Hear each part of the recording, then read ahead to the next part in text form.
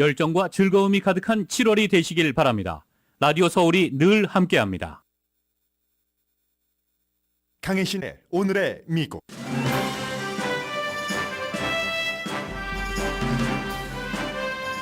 트럼프 전 대통령이 오늘 아침 미국인에게 시위하라는 메시지를 보냈습니다. 전체가 대문자 문장입니다. 의사당 폭동 사건으로 18년 징역형을 받은 무장단체 오스키퍼스 리더가 트럼프 전 대통령도 곧 자신처럼 수감될 것이라고 경고했습니다.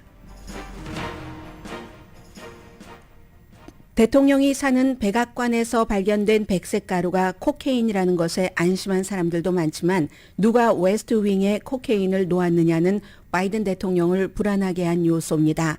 대통령 아들 헌터 바이든이 아닐까 하는 의심이 소셜미디어에서 퍼지고 있기 때문입니다. 미국 경제가 점점 남쪽으로 향하고 있습니다. 동북부보다 더 강한 파워하우스가 되는 주가 6군데나 됩니다. 올 여름에 3개 주와 16군데 지역에서 최저임금이 오릅니다. 연휴에 현재까지 적어도 15명이 총에 맞아 숨진 것으로 확인됐고 수십 명이 다쳤습니다. 일본의 오염수 방류 논란은 미국에서는 어제보다 오늘 더 많이 보도합니다. 러시아, 중국, 인도 정상이 가상회의에서 만났지만 공통의 의제가 아니라 각자의 의제에 집중했습니다. 여러분 안녕하십니까? 오늘의 미국 강혜신입니다. 네, 지금 백악관에서 코케인이 발견됐다 하는 뉴스의 테스트가 코케인이다 하는 것을 백악관이 밝힌 것을 다시 한번 전하고 있습니다. 이 내용 잠시 뒤에 전해드리겠고요. 아주 긴 할러데이를 지내신 분도 많으시리라고 생각이 됩니다. 목요일부터 약간 그 할러데이 분위기가 있었고요. 금요일, 토요일, 일요일, 7월 4일 독립기념일이 화요일이기 때문에 그냥 월요일까지 쉬신 분들이 무척 많으실 텐데 보통 미국에서 독립기념일이 끝나고 나면은 본격적으로 여름이 시작되고 선거의 해에는 선거 캠페인 무르익습니다. 올해는 선거가 있지 않지만 내년의 선거를 지금부터 이제 선거 캠페인이 독립기념일 주말을 시작으로 되는 거죠. 그래서 많은 공화당의 그 예비선거 후보들이 아이오와주로 뉴햄프셔주로 갔습니다. 그곳이 예비선거가 먼저 치러지는 지역이기 때문에 그렇죠. 그런가 하면은 역시 이제 요즘은 사람들이 모이는 곳에서는 항상 총격 사건이 일어나기 때문에 콜로라도주는 아니고 필라델피아 길에서 방탄조끼를 입고 경찰 스캐너도 갖고 있는 용의자가 40살입니다. 5명에게 총을 쏴서 숨지게 했고 10대 보이 2명이 다쳤습니다. 텍사스주 폴트월스 파킹랏에서는 3명이 숨지고 8명이 다쳤습니다. 시카고시 전역에서 3명이 숨지고 33명이 총으로 인해서 다쳤습니다. 캔사스주에서는 11명이 총상을 입었고 위치다 나이트클럽에서였습니다. 그래서 이제 바이든 대통령이 참 우리나라는 다시 비극과 무의미한 총격 사건의 물결이 일고 있다. 총기로부터 자유로워지는 그런 날을 위해서 기도합시다. 이런 얘기도 있는데요. 지금 공화당의 후보들은 제가 방송 보면서 살짝 텔레비전을 봤더니 마이크 펜스 전 부통령도 와이프와 함께 막 성조기가 휘날리죠. 독립기념일에는 그렇게 선거 캠페인을 했고 론 디센티스 플로리다 주지사도 마찬가지로 활짝 웃으면서 선거 캠페인을 했습니다. 그에 비해서 지금 트럼프 전 대통령은 로버트 케네디 주니어의 지지율이 높아진다고는 하지만 바이든 대통령 위협할 정도가 아니기 때문에 연휴 마찬가지로 백악관에서 어떤 이벤트 같은 것은 하고 캠프 데이비드 별장으로 떠났습니다. 그래서 이제 그런데 캠프 데이비드에 가긴 갔는데 가족들 다 같이 갔어요. 헌터 바이든 문제가 많은 그 아들도 가고 했는데 일요일 밤에 백악관에서 하얀색 가루가 발견이 됐다 하면 이 백색 가루는 우리가 유나바마 얼마 전에 숨졌지만 유나바마 때부터 아주 백색 가루만 하면은 봉투에 묻어 있어도 이거 안 되고 너무 걱정을 했었잖아요. 백악관에서 발견이 됐다. 처음에는 도서관이라고 했어요. 그러다가 나중에 아니다. 웨스트 윙이다 하니까 웨스트 윙에서 뭔가 백색 가루가 발견됐다고 하는 것이니까 지금은 코케인으로 증명이 됐지만 코케인이 아닌 다른 사람에게 해를 줄 수 있는 백색 가루가 될 수도 있잖아요. 웨스트 윙이 어떤 곳입니까? 마이크 펜스 전 부통령 얼굴 보이네요. 부통령 사무실도 있고 뭐 대통령 집무실도 있고 뭐 대통령 대변인실 또 대통령 비서실장실도 웨스트 윙에 있고 수백 명의 백악관 출입 기자실도 웨스트 윙에 있습니다. 당연히 오벌 오피스 말씀드렸나요? 있고요. 그러니까 이곳에서 백색가루 했는데 코케인이니까 다행은 다행이라고는 하지만 벌써 그 주말에 소셜미디어에선 이거 분명히 헌터 바이든일 수가 있어. 가능성이 높아. 왜냐하면 백악관에서 이틀 전에 헌터 바이든이 보였고 헌터 바이든 대통령의 지금은 유일한 아들이면서 둘째 아들이 마약, 코케인 중독이라는 것은 지금 중독에서 치유되고 있다고는 하지만 누구나 다 알고 있는 사실입니다. 아예 더 많은 공격을 하지 못하도록 본인이 책을 써서 책에다가 딱 밝혔죠. 아버지에게 더 이상 피해를 주지 않기 위한 목적으로. 그런데도 이렇게 백악관에서 나온 하얀 가루가 코케인이다 하니까 이거 대통령 아들이지 누구야 라고 얘기를 하는데 뭐 조사를 지금 하고 있으니까 결과야 나올 수도 있고 밝혀지지 않을 수도 있지만 백악관이라는 곳이 많은 사람들이 드나드는 곳입니다. 그리고 CBS와 BBC 방송을 보면은 그 코케인이 발견된 곳이 스토리지였는데 어떤 스토리지냐면요. 백악관에서도 특정 지역을 갈 때 휴대폰을 가지고 가지 못하게 하잖아요. 스텝도 그렇고 방문객들도 그렇고 방문객과 스텝들이 휴대폰을 놓는 그런 장소에서 코케인이 발견됐다 하는 것도 대통령 아들 하니까 이 바이든 대통령은 그 헌터 바이든 때문에 나의 뭐 자랑스러운 어려움도 인생에서 다 극복하고 하고 아주 무한정한 사랑을 주는 아버지이기는 하지만 항상 아들이 아버지를 질질 뒤로 끌어내고 있는 그런 모습입니다. 바이든 대통령이 아버지가 인생에서 가장 중요한 것은 가족이다. 사람의 시작은 가족이고 중간도 끝도 가족이다 하는 교훈을 주셨기 때문에 바이든 대통령도 그 점을 아주 깊이 느끼고 또 축복이라고 생각을 한다고 말합니다. 그러나 막상 본인이 생각할 때는 여러 가지 이유가 있겠지만 그 가운데는 정치인으로서의 마지막을 본인이 시작했었던 것을 마무리하는 것으로 끝내고 싶다 하면서 도전하는 재선에는 언제나 헌터 바이든이 깊숙이 들어오는 겁니다. 이건 뭐 아무것도 아닐지 모릅니다. 선거철이 다가오면서 미리 터트려서 다 면역성을 키워줄 필요가 없다라고 생각하는 어떠한 그 그룹의 사람들은 선거에 아주 극박해서 뭔가를 헌터 바이든에 대해서도 뭐 터트릴 수도 있고 아닐 수도 있고 바이든 대통령의 무거운 마음일 것 같습니다. 그리고 이제 트럼프 전 대통령이 오늘 아침에 미국인들에게 마치 많은 그 매체들이 그렇게 해석을 합니다.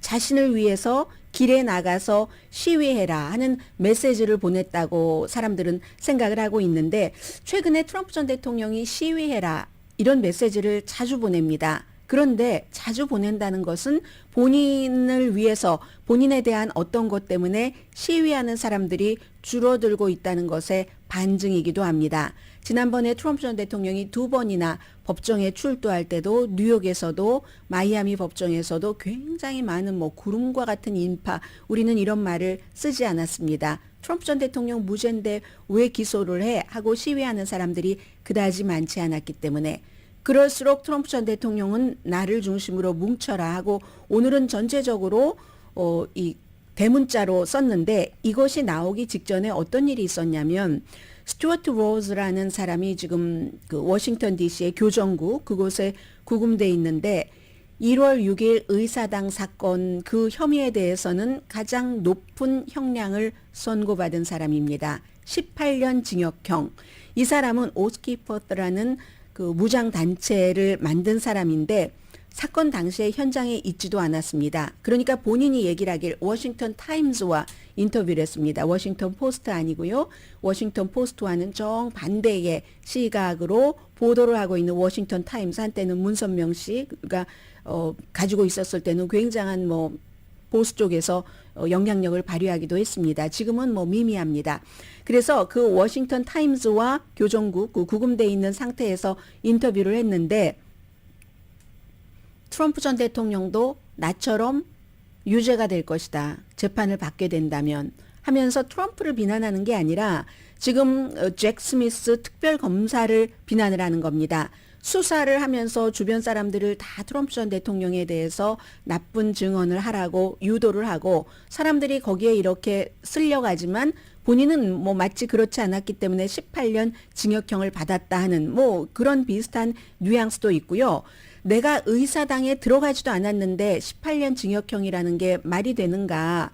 나의 행동과 연설이 사람들을 부추겼다고 해서 그러는데 그 똑같은 것을 적용하자면 트럼프 전 대통령도 의사당에 그날 없었지만 연설과 행동이 의사당 폭동 사건을 일으키도록 부축했기 때문에 나처럼 감옥에 올 수 있다라고 얘기를 하고 있습니다. 안 들어갔는데도 워싱턴 DC 배심원들은 검사가 가지고 온 그 혐의의 유죄라고 했으니까 그런 검사와 판사는 뭐라고 얘기를 했는가? 에밋 메사라는 그 지방 판사인데요. 그가 사건 당시에 의사당 안에는 없었지만 사람들에게 그렇게 들어가라고 명령을 내렸다. 조직을 했다. 그가 없었다면 그 많은 사람들이 의사당 안에 들어가서 그 같은 폭동을 일으키지 않았다. 간단하다. 가라고 그가 명령을 했고 뒤에서 조정을 했다라는 게 판사의 판결문이었습니다. 그러니까 이 스튜어트 그 로즈 씨는 트럼프도 똑같지 않느냐 이런 얘기를 했고요. 이 같은 인터뷰가 나오고 나서 트럼프 전 대통령이 본인의 소셜 미디어에 사람들에게 얘기를 한 겁니다. 현재 미국에서 대규모 검찰의 부정행위가 있다. 법 집행의 무기화가 허용돼서는 안 된다. 범죄와 인플레이션이 강하고 국경은 오픈됐으며 선거는 조작되고 있고 우리 경제는 혼란에 빠지며 우리의 에너지 독립은 사라졌고 우리의 리더는 인정사정 없이 조롱당한다. 이 부분은 좀 약간의 해석이 필요합니다. 우리나라는 안팎에서 지금 파괴되고 있다. 한때는 훌륭한 국가였던 국민이 미국의 잠재적인 파멸에 대해서 시위를 할 선택의 여지는 있을까?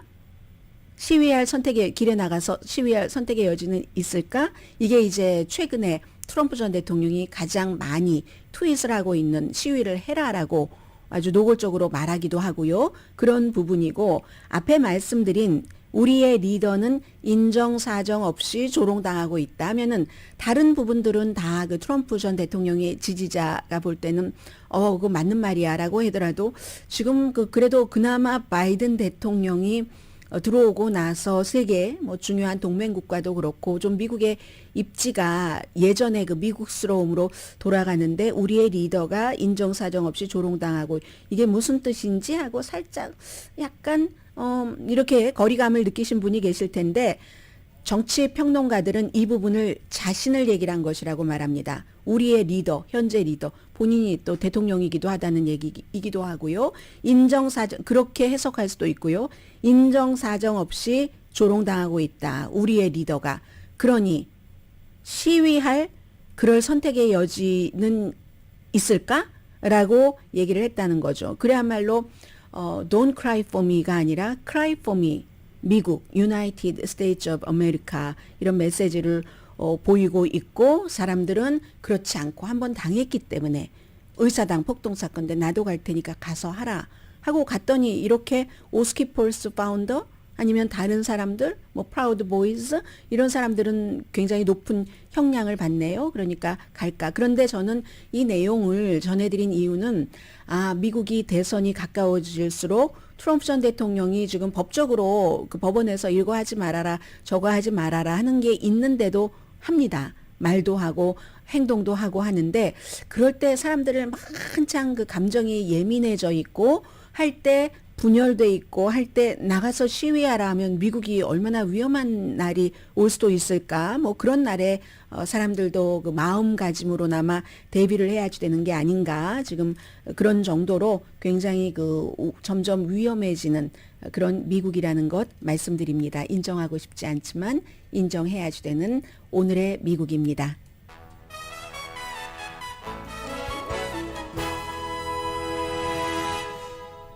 오늘의 미국은 전문가가 추천하는 이민법, 가정법 전문 제인정 종합법률사무소, 총 20억 달러 승소, 교통사고와 상해 전문 브라이언 타필라와 세이지 변호사 그룹 공동펀입니다.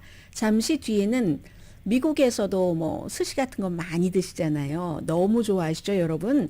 지금 이제 금요일, 오늘이 수요일이죠. 내일 국제에너지기구라는 UN 산하의 감시단체가 일본의 오염수 방류에 대해서 어떤 결론을 내리고 그 보고서를 가지고 일본으로 갔다 한국을 방문을 하는데 한국에 왜 이틀이나 머물겠습니까?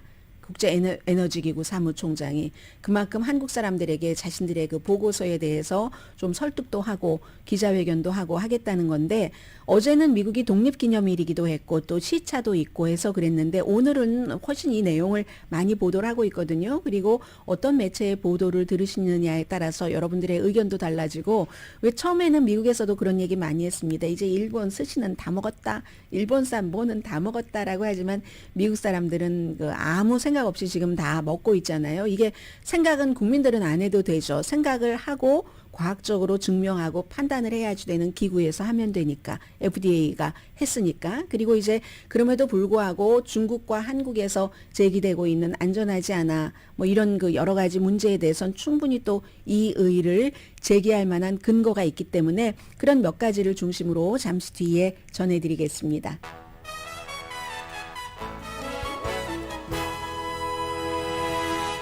라디오 서울 방송 오늘의 미국 듣고 계십니다. 그러고 보니까 저희 라디오 서울 방송 한국 TV가 주최하는 제3회 교육 세미나가 이번 주 토요일입니다. 제가 사실은 드리고 싶은 말씀이 많이 있는데 연방대법원의 그 판결에 대해서 그런데도 뉴스가 조금 아이템이 다양화돼야지 되니까 참고 있습니다. 참고 있는데 그 모든 것들 이제 어포머티브 액션이 폐지가 돼서 폐지되는 게 마땅하다고 생각하는 사람들도 굉장히 많습니다. 취지는 좋았지만 그게 이제 나중에 취지가 시대가 바뀌면서 제대로 기능을 하지 못하니까 그리고 이제 근본적인 이제 백인에 대해서는 어포머티브 액션이 특수하게 남아 있는데 하는 것도 있고 하는데 그 모든 것들이 다 현실과 연관되는 게 중요한 거잖아요. 그래서 이러한 것들이 대학 입시에는 어떤 영향을 주고 우리는 어떻게 준비해야 되는가 하는 것을 저희 라디오 서울 방송이 여러분들께 다 말씀을 드릴 겁니다. 전문가들이 나오셔서요. 그리고 이제 시간마다 그 자세한 내용들에 대해서는 이렇게 광고를 통해서도 들으실 수 있으니까 전화번호 저 또 못 외우네요. 다음번부터는 꼭 적어가지고 오겠습니다. 해서 여러분들께서 이제 참고를 하시기 바랍니다. 웹사이트로 들어가셔도 됩니다. 한국일보 코리아 타임스 웹사이트에 들어가시면 배너가 있기 때문에 클릭하셔서 장소, 전화로 예약하셔야 되거든요. 해서 충분히 여러분들 장학금도 드립니다. 지난번에 제가 깜빡 잊고 사람이 이렇게 잘 자래요. 선물 드립니다. 이런 말씀만 드리고 더 중요한 장학금 말씀을 빠뜨렸던 것을 방송 끝나고 나니까 생각을 했습니다. 자, 이번에는 물은 제일 중요하기도 합니다. 다 중요하지만 이 세상에 존재하는 모든 것은 다 의미가 있지만 그런데 그 물이라는 게 기본이고 기본적으로는 사람에게 이롭지만 뭔가가 오염됐다면 또 물처럼 독이 없습니다. 그게 바로 이제 처리된 폐수, 처리수, 일본에서는 처리수라고 부르기를 원하고 일본의 이 방사능에 오염된 이 물을 방류하는 것을 태평양에 원하지 않는 사람들은 오염수라고 부릅니다. 저는 이제 오염수라고 부르고 있고요. 그리고 이제 그냥 폐수라고도 부르죠. 왜냐하면 이 세상의 모든 나라에 원자력 발전소가 있는 나라는 한국을 포함해서 어느 시점이 되면은 다 바다에 원자력 폐수를 보냅니다. 물론 차이가 있죠. 보통 사고가 나지 않았을 때의 원자력 발전소의 폐수와 이렇게 일본처럼 2011년 3월 달에 지진이 강진이 9.1의 강진이 일어나고 쓰나미가 나서 원자력 발전소에 뭔가 망가진 것을 식히기 위해서 그 물을 계속 썼는데 그게 또 오염되고 이것을 더 이상은 저장고에다가 저장해 둘 수가 없기 때문에 올림픽 수영장 사이즈 500개 정도가 되는 그런 정도를 이제 30년에서 40년에 걸쳐서 방류하겠다. 한국과 중국이 가장 반대를 많이 하고 있고요. 미국은 아무런 문제 없다고 하면서 몇 년 전부터는 이제 추가로 검사조차 안 하고 일본에서 오는 해산물을 다 받아서 우리 먹고 있습니다. 알게 모르게. 그런데 이게 문제가 되는 것은 물론 이유가 있는 거죠. 일반 원자력 폐수를 방류하는 것과 한번 오염됐던 것을 방류하는 것은 너무너무 다른 것이기 때문에 그런데 그냥 방류한다는 게 아니라 알프스라는 그런 기계를 통해서 다 스크린을 해낸다고는 하는데 안 걸러지는 게 있잖아요. 그런데 안 걸러지는 것은 양이 얼만큼이나 되고 그것이 사람에게 해로운 것인가? 여기에 대해서 지난 2년 동안 한국 과학자를 포함을 해서 국제원자력기구의 11개국의 과학자들이 조사를 했습니다. 여기에 대해서 이제 또 그래도 안전하지 않고 투명하지 않다 하는 그 부분들을 좀 말씀을 드리겠습니다. 과학자들은 후쿠시마 물이 안전하다고 하는데 방사능 두려움은 지속되면서 투명성을 요구한다. 뉴욕타임즈의 헤드라인입니다. 라파엘 그로시 국제원자력기구 사무총장이 방류가 됐을 때 이러한 것들이 사람과 환경에 끼치는 영향은 무시해도 될 정도로 미미하다. 아주 없다고 단정하진 못합니다. 이 세상의 모든 것을 과학과 의학이 100% 단정 못하잖아요. 이건 법에서도 마찬가지입니다. 삼라만상의 이치가 100%라고 그렇게 단정할 수는 없는 거죠. 그러니까 이제 여기에 대해서 방류에 대해서 반대하는 사람들은 우선 한마디로 국제원자력기구는 뭐가 이렇지만 사람에게 환경에도 해가 없다라고 했고 그런데도 다른 옵션을 검토하지 않았다. 이게 이제 지금 한국에서 더불어민주당에서 특히 강조하고 있는 얘기잖아요. 다른 옵션을 검토하고 있지 않았다. 이건 참이 아니고 거짓입니다. 다른 옵션들과 비교한 결과 국제 원자력기구의 140페이지가 넘는다고 하죠. 저도 다 못 보고 많은 언론들이 요약한 것을 가능한 한 많이 봤습니다.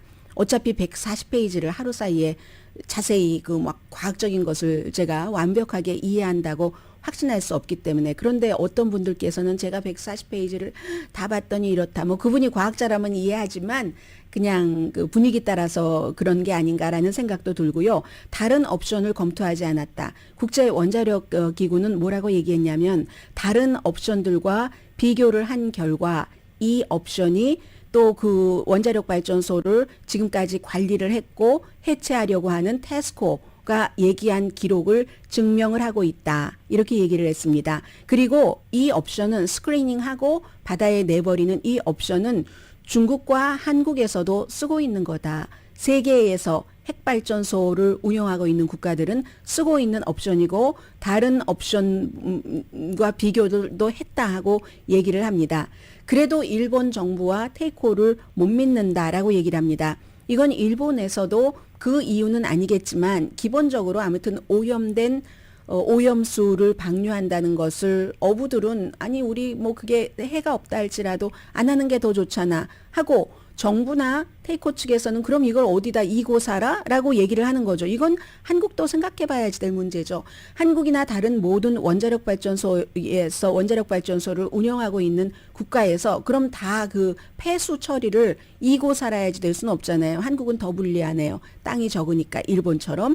일본에서는 여러 가지 이미지, 어부들은 특히 등등 때문에 45%가 방류를 지지한다. 40%가 반대한답니다. 한국은 이거보다 훨씬 많죠. 최고로 85%가 반대한다.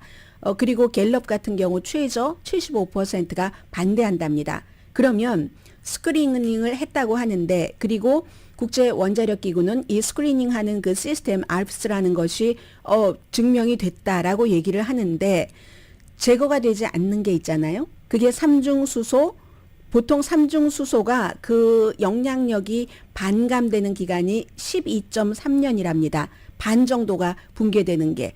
그런데 이제 이번에는 폐수를 보통 일반 때 그 원자력 폐수를 바다로 보낼 때의 안전 기준의 40분의 1만 1 정도밖에 안 된다. 그리고 세계 보건 기구가 마시는 물을 정할 때 이제 방사능이라는 게 우리 일반 살아갈 때도 늘 있는 거니까 마시는 물 표준의 7분의 1밖에 안 된다. 뭐 이게 일본의 주장이고 이것을 검토를 한 결과 국제 에너지 기구가 오케이를 한 겁니다. 그래도 투명하지 않다. 완전하지 않다라고 얘기하는 사람들 많습니다. 예를 들면 세이프캐스트라는 이런 그 독립적으로 방사능을 모니터링하는 그룹입니다. 그 그룹을 리드하고 있는 연구원인 아즈비 브라운 씨는 건강에 대해서 위험하다 하는 것은 무척 낮다고 얘기를 합니다. 이 알프스라는 시스템에 의해서 걸러지지 않는 삼중수소, 트리티움 같은 경우가 건강 위험은 아주 낮다. 우리가 날마다 방사선에 노출되는 것보다 수천 배 낮다라고 얘기합니다. 뭐 어디 가면 우리 뭐 촬영 병원에 가도 하고 하잖아요. 그런 것보다 수천 배 낮지만 전체 과정이 투명하지 않다라고 얘기를 합니다. 그리고 물에서 분리하기 어려운 그 삼중수소와 또 약간의 그 탄소 14도 있고 요도도 이분은 지적을 하시네요. 이 국제 원자력 기구 같은 데선 이거는 크게 얘기하지 않았습니다. 요도 129도 있는데 라는 거. 여기에 대해서 미국은 삼중수소는 미국 식품의약국은 인체와 다른 그 생물체에 해가 없는 것으로 규정을 했습니다. 사람 피부에 침투할 정도의 에너지가 없고 그게 만약에 물고기가 먹는다면 먹어서 또 다른 더 큰 물고기가 먹고 내 몸에 들어와도 뭐 해산물을 먹었을 때 뭐 얼만큼 먹어야지 되는지 모르겠습니다만은 암에 걸릴 수도 있는 확률이 아주 없는 것은 아니지만 이 같은 미국 잡지의 기사도 있었지만 미국 정부에서는 아니다 하고 이제 그 해산물도 아무 문제가 없고 우리는 더 이상 후쿠시마 쪽에서 오는 해산물에 대해서 추가로 리뷰를 하지 않겠다라고 결론을 내린 문제입니다. 식품이나 환경을 통한 이 삼중수소에 대해서 인체의 건강 문제가 정확하게 뭐가 있다. 물론 어떤 사람들은 내가 뭐 암에 걸렸다 하는데 후쿠시마에서 일이 일어나고 지금 10년 조금 넘었는데 그 사이에 그것 때문에 그것만 먹고 살았는지는 모르지만 그것만 먹고 살았다 할지라도 암에 걸렸다는 사람이 있다라고 얘기하는데 그걸 이제 국제사회에서는 아주 좀 확실하게는 받아들이지 않는 분위기로 보입니다. 지금 한국, 중국이 굉장히 반발하고요. 중국은 왜냐하면 이 국제 핵 에너지 기구가 이 같은 발표를 하기 전부터 그래서는 안 된다라고 주장을 했었고 한국은 완전히 반반으로 지금 나뉘어져 있잖아요. 그러나 이런 건강, 안전 문제에 대해서는 사람들이 더 안전하게 가는 쪽으로 원하니까 85%가 방류하는 것은 반대한다. 근데 방류를 하지 않을 수는 없는 상황이라고 하고 더불어민주당은 이건 국제에너지기구가 정치적으로 판단한 거지 과학적으로 판단한 게 아니다. 일본 맞춤형이다라고 얘기를 했고 정부는 이제 더불어민주당보다는 조금 뒤에 우리는 국제에너지기구의 조사 발표를 존중한다라고 얘기를 했습니다.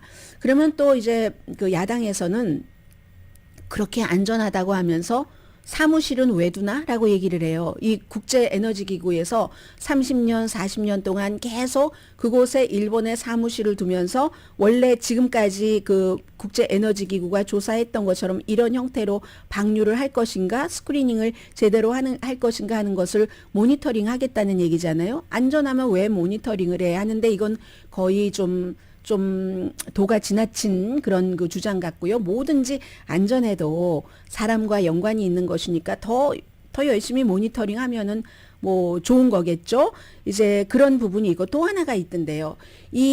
많은 분들이 어떤 언론 매체에서 얘기를 하면 그걸 마치 본인이 1차적으로 습득한 것처럼 얘기를 하시는 분들이 많으십니다. 저는 굉장히 많은 분들이 미국에서도 말씀드리는 거예요. 그 하루 사이에 140페이지가 넘는 의료, 과학 전문 용어들이 막 한 페이지에 얼마나 많겠어요. 그것을 여러분들께서 직접 읽었다고는 생각되지 않습니다. 전문가를 제외하고는. 그런데도 내가 전문가인 양 얘기를 하시는 분들이 많으신데 언론에 나와서 사람들이 얘기를 하니까 이 국제에너지기구가 우리가 이렇게 해서 이런 보고서를 만들지만 그렇다고 해서 이것으로 인해 문제가 생겼을 때 우리는 보장하지 않는다. 이 점에 대해서 많은 지적을 하시던데 서양에서 미국 같은 데서 살아본 사람이라면 그런 것은 의식적으로 다 들어가는 문구이기 때문에 문제 삼는 것이 오히려 촌스러운 거다 하는 것 정도는 오늘의 미국을 들으시는 분들은 좀 알아주셨으면 좋겠고요. 그래서 이제 어쨌든 손상된 원자료를 냉각하는 데 쓰였던 물, 오염된 물을 걸러서 사람의 해가 없는 식으로 내보내고 그러면 또 바닷물에서 또 섞일 것이고 뭐 이게 한국까지 갈 때는 뭐 갈 수 있을지 없을지 모르지만 빨리 가봐야 6개월이라고 하고 그 사이에 또 기간이 있으니까 뭐 여러 가지가 있고 하는데 미국에서도 괜히 이제 그 독립기념일 연휴에 식구들이 만나서 마침 그때가 그때인지라 이거 뭐 앞으로 우리 뭐 일본 해산물 먹으면 안 되는 거 아니야라고 얘기를 하셨는데 그냥 과학을 믿으신다면 괜찮아 보이고요. 그리고 이런 모든 것들은 정치적인 견해는 다르지만 정치적인 견해로 판단할 일은 아닌 것 같고 오늘 제가 말씀드린 것과 같은 이러한 내용들이 미국 매체에 많이 보도가 됐는데 저는 일본의 주장, 뭐 기시도 후미오 그 총리가 한 얘기 이런 것들은 여러분들께 말씀드리지 않았습니다. 뭐 안전하다, 좋다 이런 얘기일 테니까는요. 잠시 뒤에 다시 미국의 경제로 돌아옵니다.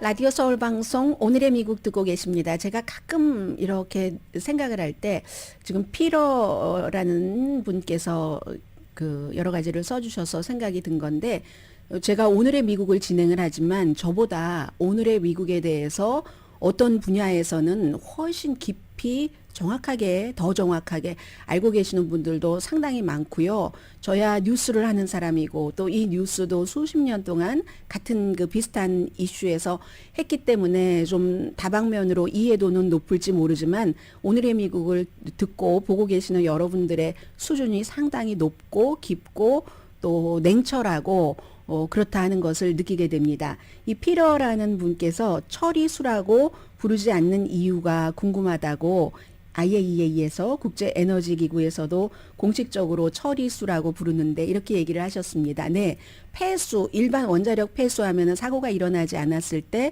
이제 바다에 한국도 다 버립니다. 중국에서 버리는 건 아마 어마어마할 거예요. 그 양을 보면은. 그리고 처리수라고 하는 것은 그냥 내보내는 건 아니잖아요. 이렇게 뭐 알프스 등등을 통해서 스크리닝을 하고 보내는 처리수, 일본에서 이제 이렇게 부르는 건데 솔직히 고백을 드리자면은 지금 피러 선생님께서 말씀하신 대로 정치적인 관점에서가 아니라 정치적으로는 다른 정치적인 이슈를 밀고 가고 이런 것은 이제 과학적인 관점에서 어떤 사람은 심지어 뭐 국제 에너지 기구 그 사람들이 뭐 여기에 대해서 뭐를 아느냐고 얘기를 하면서 막 반박을 하시는데 아마 그 반박하시는 분보다 훨씬 전문가일 겁니다.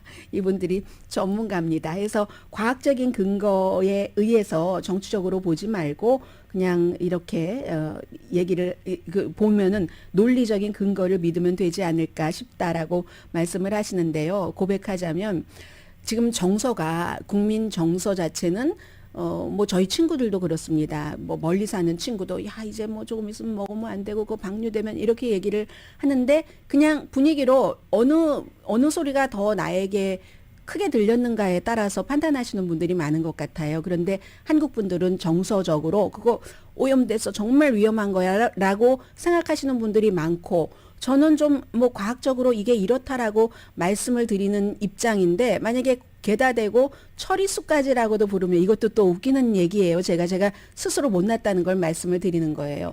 그런데 처리수까지라고도 하면은 봐봐. 국제에너지기구와 똑같아. 일본 편이잖아. 이런 말씀을 하실 분들이 분명히 계실 것 같아서 무서워서 오염수라고 했습니다. 오염수, 처리수, 뭐 폐수 다 불러도 미닝이 있으니까 개념 중심으로 생각하시면 될 것 같고요. 제가 여러분들을 무서워한다는 것을 말씀드렸습니다. 미국 경제가 점점 남쪽으로 향합니다.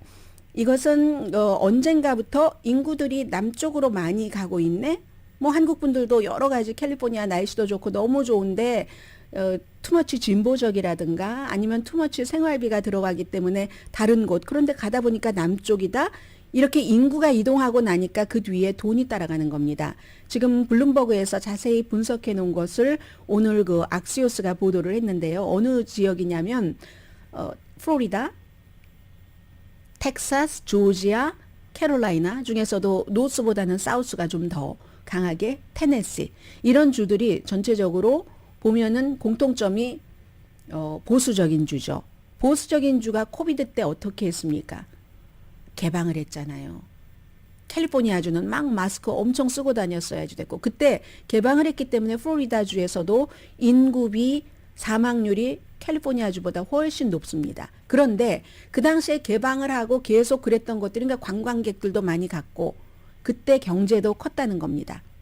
그런데 이제는 그렇게 커놓은 것이 반전이 없을 것으로 보인다는 게 전문가들의 결론이거든요. 남동부는 2020년에서 2021년 사이 코비드 이제 막 시작되고 한창일 때 1,000억 달러의 새로운 수입이 있었는데 해가 지나가면 수입이라는 건 늘겠죠. 그에 비해서 도남면 동북부 아닙니까? 그 동북부는 600억 달러밖에 수입이 추가가 안 됐다는 겁니다. 또 도시도 15군데 빨리 성장하는 도시 가운데 9군데가 센서스 보면은 남부거든요. 남부 가운데서 6군데가 텍사스입니다. 한국 분들도 많이 이주하셨잖아요. 그거 보면은 아시겠죠? 그렇지 않으면 애리조나, 피닉스 정도 된다고 할까요? 그래서 인구가 가더니 그 다음에는 돈과 경제 활동이 따라간다 하는 겁니다. 그래서 15군데 도시 가운데서요. 가장 인구 성장이 2021년까지 2020년부터 빨리 아무튼 최근에 인구 성장이 빨리 되는 곳이 넘버 원이 많이 말씀드립니다. 텍사스의 그 포트월스 그리고 두 번째가 피닉스, 애리조나, 세 번째가 다시 텍사스, 샌앤토니오, 네 번째가 워싱턴주의 시애틀이네요. 시애틀 하면 반갑습니다. 가본 도시가 반갑다니까요. 또 여러분들도 많이 살고 계시고 노스캐롤라이나의 샤롯, 플로리다의 잭슨빌 6번째, 그 다음 쭉 불러만 드리겠습니다. 잘 아시는 곳. 휴스턴이 다시 9번째고요. 조지타운 시티, 이거는 조지타운 하니까 워싱턴 DC 아니고 텍사스입니다. 그리고 네바다의 그 라스베가스 북쪽 해서 요즘 집값 오를 때까지 다 올랐다고 하잖아요. 또 어느 곳이 있나요? 한국 분들이 또 사실 만한지요. 네바다의 핸더슨 시티. 그 다음에 다시 13번째로 인구가 많이 늘어나는 곳이 텍사스의 달라스입니다. 캘리포니아주는 딱 한 군데 있네요. 어디냐고요? 얼바인. 얼바인은 미국 내에서 온 사람들도 있지만 한국이나 중국에서 교육의 도시 하면서 가는 그런 분들이 많고 그리고 다시 15번째도 프리스코 시 텍사스입니다. 이런 곳에 이제 사람이 가더니 돈과 경제도 몰리는 거고요. 아직까지 인구가 제일 많은 도시는 뉴욕, 그 다음에 로스앤젤레스, 세 번째가 시카고, 네 번째가 휴스턴, 여기까지는 잘 아시죠. 그 다음에 5번째가 피닉스입니다. 6번째가 필라델피아, 샌안토니오, 8번째 샌디에고, 달라스, 어스틴, 잭슨빌, 플로리다요. 샌호세, 포트월스, 컬럼버스, 오하이오주에, 그리고 15번째로 미국에서 인구가 많은 지역이 샤롯입니다. 노스캐롤라이나주, 요즘 이슈가 많은 올여름에 최저임금을 한번 보겠습니다. 여러분들의 사시는 지역과 한번 비교를 해봐 주세요. 오늘의 미국이니까. 올여름에 미국에서 3개 주와 16군데 조금 작은 단위의 지역에서 최저임금이 오르는데 많은 지역은 이것도 미국이 워낙에 다양하니까 다른 거예요. 법으로 딱 그렇게 해놨다. 몇 월 며칠부터 하는 게 있고 아니면 인플레이션에 따라서 그렇게 오르도록 미리 조치를 해놓은 곳이 있습니다. 경제정책연구소에서 새롭게 발표한 보고서인데 오레곤주에 살고 계시는 분들 안녕하세요. 7월 1일에 최저임금 70센트 올라서 지금 14.20 14달러 20으로 했다면서요. 미국의 연방 최저임금은 정말 낮아요. 나중에 말씀드리겠습니다. 그리고 오레곤주 포틀랜드는 조금 더 비싸네요. 1달러 25센트가 높아서 15달러 45센트. 워싱턴 DC 인플레이션을 감안한 겁니다. 90센트가 올랐네요. 17달러. 네바다 법에 따라서 11달러 25센트가 됐네요. 75센트가 오른 것 같네요. 커네디컷은 1달러 좀 화끈하게 많이 올렸네요. 15달러. 캘리포니아주의 로컬의 여러 지역을 말씀을 드리겠습니다. 캘리포니아주에서 미국 전국에서 그 도시로 볼 때 가장 최저임금이 높은 곳이 있습니다. 가까워요. 저희 회사에서. 샌프란시스코가 18달러 7센트, 로스앤젤레스 16달러 78센트, 웨스트 헐리우드입니다. 웨스트 헐리우드이 미 전국에서 이 작은 로컬 정부로서는 가장 최저임금이 높은 19달러 8센트 시간당입니다. 지금 로스앤젤레스 호텔에서 일하시는 분들 시위하고 계시잖아요. 청소하시는 분이 베버리 힐튼 호텔인가요? 이 시간당 25달러인데 그것 가지고 못 살겠다. 최저임금이 높지만 이 최저임금 가지고 도저히 생활을 할 수가 없죠. 기본적으로 렌트비가 비싸기 때문에. 그리고는 이제 또 올여름에 시카고라든가 또 메릴랜드의 몽고메리 카운티도 인플레이션에 따라서 오르고요. 연방은요. 2009년부터 그대로입니다. 7달러 25센트. 그런데 이 연방 최저임금을 기준으로 하는 것도 있거든요. 만약에 2009년부터 인플레이션을 감안하면 지금 적어도 10달러 24센트는 됐어야지 됐어요. 7달러 25센트에서 거의 반 정도인 3달러 이상이 3달러 정도가 올랐어야지 되거든요. 그런데 지금 연방은 그렇지 않고 그 10개 주 이상에서 연방 최저임금에 따르고 있습니다. 그래도 아마 사실만한가 보죠. 어떻습니까? 알라바마에 살고 계시는 분들 조지아 아닐 것 같은데요. 북쪽은 뭐 집도 비싸고 뭐 집도 비싸면 물가도 비쌀 텐데요. 루이지아나, 미시시피 가능할지 모르죠. 사우스캐롤라이나, 테네시, 와이오밍. 뭐 와이오밍은 크게 생활비가 들어가지 않으니까 자, 이 정도입니다. 그리고 잠시 뒤에는 미국과 세계를 전해드립니다.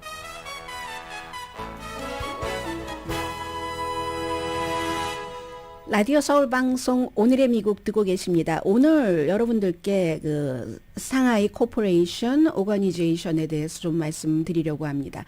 우리가 늘 뉴스를 듣고 뭐 저도 여러분들께 전해드리다 보면 뭐 G7, G20 뭐 그밖에 뭐 인도 태평양 지역에서의 뭐 이런 얘기만 말씀을 드리는데 미국 중심으로 그 조직 같은 것을 보니까 그렇게 되는 거고 중국, 러시아 중심으로 보자면요. 이 상하이 코퍼레이션 오거니제이션이라고 해서 여기에 지금 시진핑, 블라디미르 푸틴, 나렌드라 모디, 인도 총리 이 모든 사람들이 전부 가상으로 회의를 했거든요.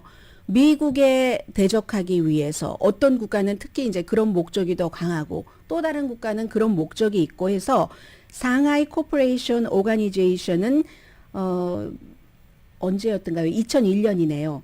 본부가 베이징에 있고요. 그쪽에서 만들어졌기 때문에 지금 9개국이 딱 주축이 되는 뭐 G7, G20처럼 이 주축이 되는 국가가 있고 파트너가 있고 게스트가 있고 똑같죠. 뭐 G7이나 뭐 G20이 회의할 때와 마찬가지로 해서 중국, 인도 있으니까 인도가 있는데 파키스탄도 들어가요.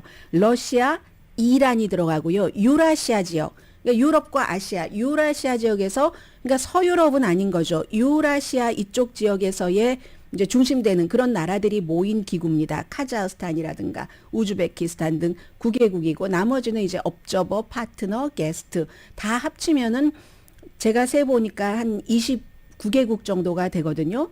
이런 국가들이 그 국가에 맞는 경제와 안보와 이런 걸 하자는 거죠. 왜냐하면 미국이 주도하는 나토가 있고 G7, G20 이런 것들이 있기 때문에 유라시아의 정치, 경제, 국가 안보, 국방 이런 것을 회의를 하는 건데 그 유라시아 인구의 60%가 여기에 이제 이리저리 가담이 되는 거고요. 그럼 세계 인구의 한 40% 정도 됩니다. 중국하고 인도가 들어가 있으니까 그럴 수밖에 없지 않겠어요. 그래서 세계 GDP의 2021년으로 따지면 인구는 뭐 60%, 유라시아 인구의 60%, 세계 인구의 40%인데 GDP는 20%밖에 안 됩니다.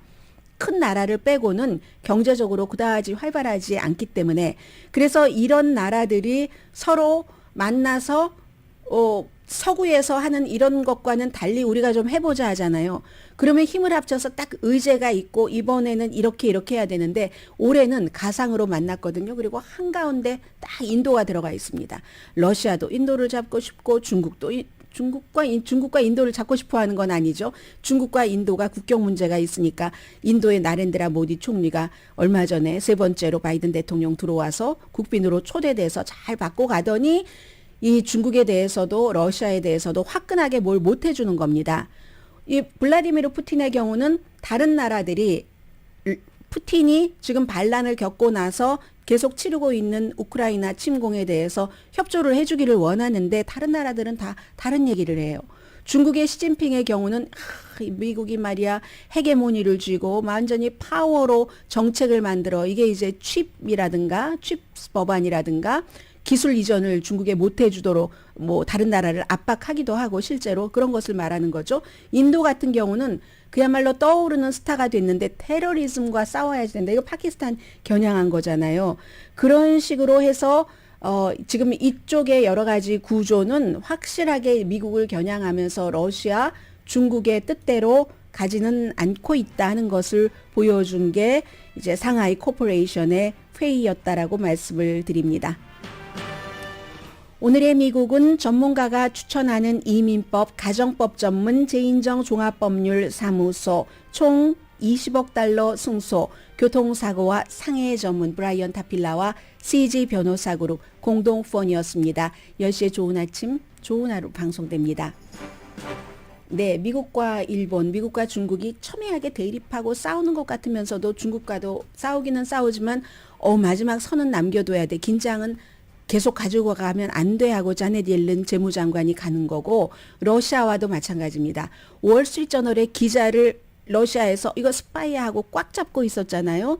서로 죄수를 교환하는 대화는 하거든요. 이런 전쟁통에도 강혜신이었습니다.